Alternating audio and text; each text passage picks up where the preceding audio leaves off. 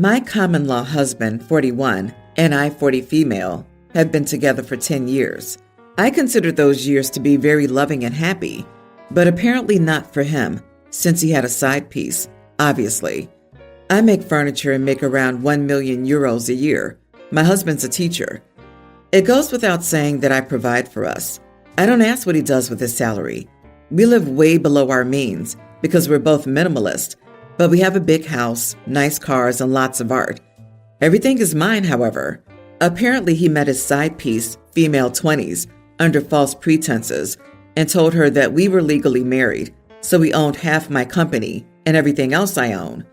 When she got pregnant, he started spending his salary on her. I wasn't alarmed because I didn't know what he did with his money. Now he's in Dubai on vacation, and her lease on the apartment is expired, so she just showed up at my door with her baby. She told me she was his girlfriend and that he was getting a divorce, so she might as well live in his house, and I could live in a hotel because I could afford it. She didn't have any money or home. She literally refused to step out, so I called the police and locked myself in the greenhouse. When the police came, she was literally unpacking the child's clothes in the living area. They escorted her out. I was very shaken. Later, I found out all the details I had included above. My husband's mother thought I was an idiot for kicking out a little baby on the street. That was her only grandson. She thought I used and abused my money and power to control everything around me. But honestly, teachers make $60K a year. So if, as I found out later, he gave her his salary, I can't understand why she'd be so homeless and destitute.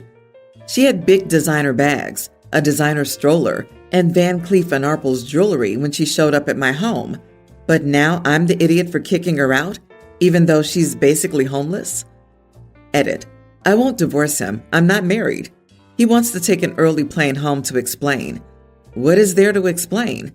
He said she tricked him into getting pregnant, and I know that he hates children, but how do you trick people into having children?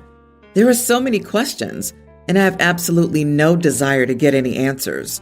I feel only emptiness. I thought he loved me, but he's a great actor, apparently. My husband is in Dubai for another week, and now I suspect that he's cheating. He's with some work colleagues. Not the idiot.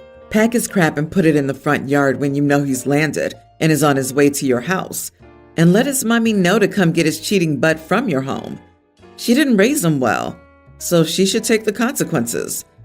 Tell girlfriend that now that your ex-husband is homeless, they can pool their money and get a bigger place or live with his mommy. Boo-hoo for girlfriend. I would block her. And you don't need to entertain his explanations. It'll just distress you more. And there's nothing he could ever say to make you feel better. Personally, I would pack his crap, leave it out, change the locks, pick an intermediary for you guys to talk to, and block him. I would also consider locking the house up tight and staying somewhere else for a bit, because he will be living on your doorstep trying to get another chance. Also, you should get tested for STDs, since he's been having unprotected intimacy. He probably means she baby-trapped him because she thought he was rich. I love these stories when the affair partner finds out that it's the wife who has the money, not the man they're cheating with. The audacity of the mistress to tell you to get out of your own house is another level. I can't wait for their fallout when she finds out he doesn't have all these assets and his teacher's salary won't go that far now that you won't be providing for him. On a side note, imagine pouring $60K into some side piece while your own mother lives in a tiny studio apartment. I mean, clearly his mom is no prize either, but that's yet another way this guy sucks. I'm so sorry this happened to you. Screw your husband and his affair baby. It's not your problem. If your mother-in-law is so concerned about her grandchild, she can house them. This child has zero relation to you. My husband and I are doing okay financially. We make enough not to worry about rent and necessities, save a decent amount, and have scope for growth in our careers. I make a little more than a third of our combined income. We're both in our late 30s, and we have 2 young grammar school-aged boys.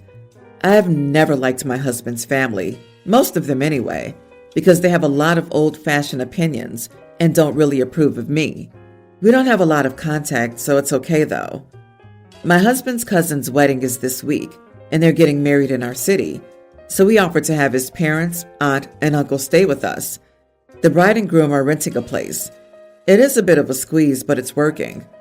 They've been here for 2 days now, and on the first day, I heard them discussing how it's so sad that our children won't get to have a proper childhood with a mom at home, as my husband and his cousin got.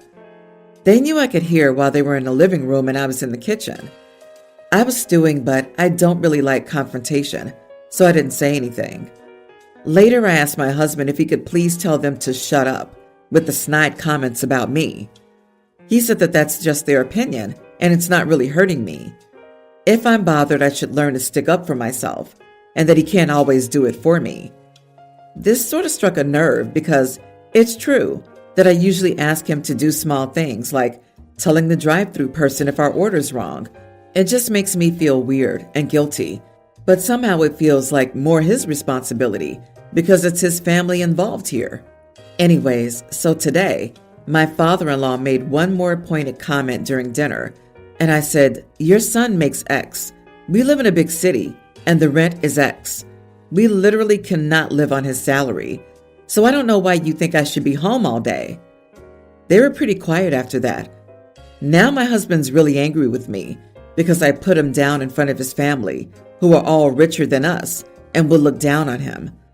Am I the idiot? Definitely not the idiot. Your husband and in-laws, however, common sense dictates that you have their back if your family has a problem with your spouse. Still, I think you handled things perfectly, given that your husband is a textbook idiot and doesn't defend you when he should. He doesn't get to be mad for how you chose to do what he said. You just took his advice. Also, is he a teenager? Why is he so pressed about his family knowing such trivial things as your rent and general income? If he didn't want you to say those things, he should have had your back, I guess. Your husband wants you to stand up for yourself, and you did. You're not staying at home in part because their son does not earn enough for you to stay home. It's telling that your husband didn't mind when you were being put down, but is now angry because his family will look down on him. I wonder how he justifies the double standard. I've been with my partner for about 9 months. I honestly love him to pieces. However, we're both very steadfast regarding our views and beliefs, etc.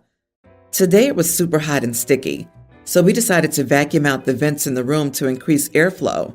I have terrible allergies, so he suggested I step out while he did this. Knowing it would only take 5 to 10 minutes, I stepped into the bathroom and took a 2-minute ice-cold shower. I had showered earlier this morning and just wanted to feel the cold water. So by the time I got out, he was finishing up. He gave me the all clear, and upon entering the room, he was visibly angry. I asked, "What's wrong?" After some hesitation, he told me that he planned to shower, but now would have to wait for the bathroom to dry out. I assured him the floor was dry, and I cleaned up after myself, even adding that I had used cold water, so steam shouldn't be an issue either. He says, "No, the shower. I can't be in it while it's wet, or I might slip and fall." Now, I know people get on one another's nerves after a certain amount of time, but is this just picking, or am I being insensitive here? Edit. After further clarification, he says that due to his weak ankles, he needs the shower floor to be dry before entering so that he can get his footing. I think I went back in and towel dried the shower and the bathroom floor to avoid it becoming a thing and ruining the rest of the day. This hasn't been an issue as far as I know in the time we've been together. Today is the first I've heard of it. I'm picturing him getting in the shower. The floor is dry and he plants his feet. Does he not move them for the entire shower so that the shower floor stays dry under his feet? OP, your boyfriend is, intellectually challenged. If you really can't live without him, at least ensure your birth control is locked down. And for the good of the species, please don't have children with him. OP, are you dating a 90-year-old? Or more like a chinchilla? No water, just rolling in the dust? That's insane. I've never heard of someone insisting on a dry shower floor. What does he do when he's in the shower? He realizes it's wet at that point, right? He's being obnoxious on purpose. I'm sorry to be the one to tell you, your boyfriend's an idiot. So, a little backstory. My husband's friend moved in with us temporarily because he got kicked out of his family home. He's been a great guest. Honestly, he pays his rent, takes us out to dinner, and cooks for us. Everything's been very nice. He works a graveyard shift, so we only see him a few hours a day, usually in the evenings. A few weeks ago, someone broke into our house at around 2:30 a.m. Luckily, our bedroom had a deadbolt, so I locked myself in and told him I was calling the police. He grabbed a few things and booked it. Luckily, we have security cameras, so the cops were able to find him quite easily. That's being taken care of right now. What confused me at the time was that our security system didn't go off. We set it every night, and if a door is open and the system isn't disarmed after a certain amount of time, the police are contacted. The night of the incident, the system was disarmed, and I felt like an idiot. I felt like I put myself in danger. That was until my husband's friend, I'll just call him Dan from now on, told my husband and me the truth. Dan had been disarming the security system and leaving the front door unlocked every single night. He told us it was just easier to come home after a long shift and not to have to deal with unlocking the door every day and turning off the system. My husband and I were gobsmacked. I flat out told Dan he couldn't live here anymore. He was surprised for some reason, but luckily my husband backed me up. He told Dan he wasn't going to risk me to keep a roof over his idiot head.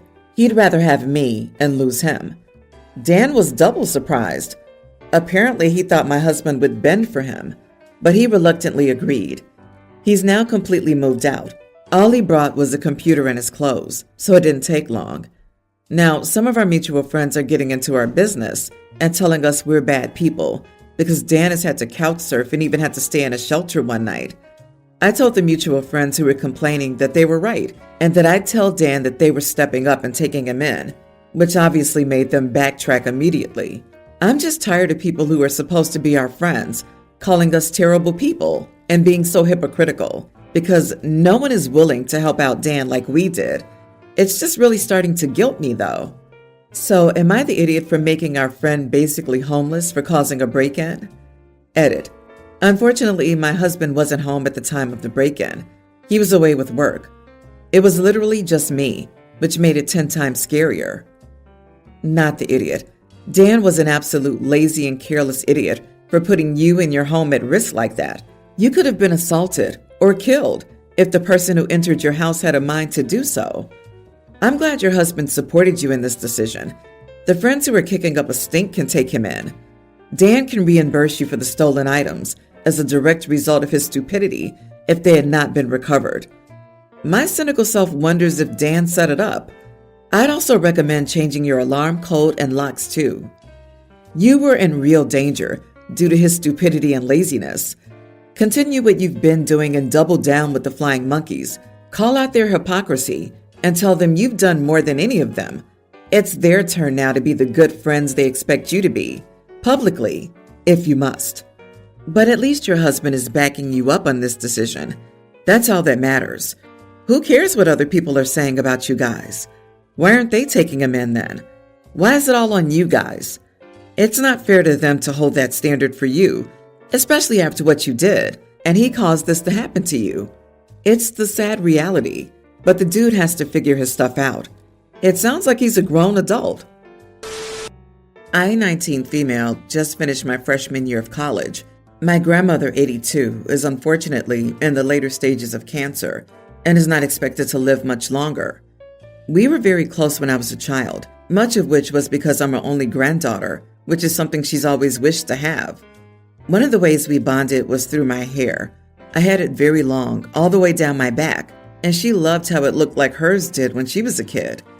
I was repeatedly told my whole life, especially by my grandmother, to never cut it, as it was beautiful.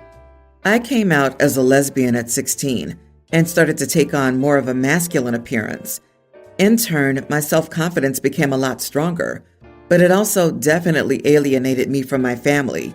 They're not superphobic by any means. Still, they're uncomfortable with the idea of me being gay, especially because I'm the only girl. Throughout those last few years of high school, despite wearing masculine clothes and getting undercut in my hair, I still kept my hair super long. I still kept my super long hair. My parents didn't love this new look, but they never tried to stop me. Going to college far away from where I grew up has allowed me to embrace the look I'm going for a little more, and the obvious step for me was to cut my hair. It was something that I had wanted to do for years. So in April, right after I returned to campus from spring break, I had a friend of mine shave all my hair off, knowing I wouldn't have to face the consequences with my family for another month or so when I came home from college. I love my shaved head. I feel so much more like myself without all that hair weighing me down, and I donated all my hair. I was incredibly nervous about my family seeing me without my hair. I was too nervous to tell my parents, so it came as a shock to them when my dad picked me up at the airport and saw me. His immediate concern was that this trip home could be the last time I saw my grandmother, and it would absolutely break her heart to see me without my hair. When I got home, my mom was absolutely livid. She said that it was incredibly selfish of me to do this when I knew I was going to come and see my grandmother, who loved my hair, and that it was unfair to her to have the last image of her only granddaughter being, in her words, an ugly tomboy hairdo. I feel awful because while I did this for myself, I feel great about the haircut. It breaks my heart to think about my grandmother and what I did to her by doing this, as the first thing she always used to do when she saw me was tussle my hair and compliment it. My parents are still furious at me, and so are my brothers, because my grandmother's our matriarch, and we're all trying to do everything we can to make her happy and comfortable at the end of her life. They're all saying that I should have at least waited for her to pass before I cut my hair. Am I the idiot for not considering this when I shaved my head? Not the idiot. Your body, your choice. I'm sorry you have a family like this. Your grandma loves your hair? What the heck? That's so weird. The rest of your family can shut up. You're an adult. You can cut your hair however and whenever you like. Your grandmother loves you more than your hair. Just tell her that you cut it to feel more confident in who you are, and that you donated to help others feel more confident in themselves. This is honestly a hard one for me. Normally, I would very much be on the not the idiot train with everyone else. However, I also feel like giving a huge, unwelcome, and unannounced shock to a dying woman you love is kind of harsh, and you are the idiot for that. I think your parents are grieving. Death and funerals are hard, despite what the media and society tells us should happen. Hard times can create harsh words, and real family deserves some leeway. I agree. You are the idiot. If it were me, I'd probably have held off cutting my hair just a bit longer, considering the circumstances. I can see why family members are mad. It's not about the hair so much as the potential shock for a very sick grandma.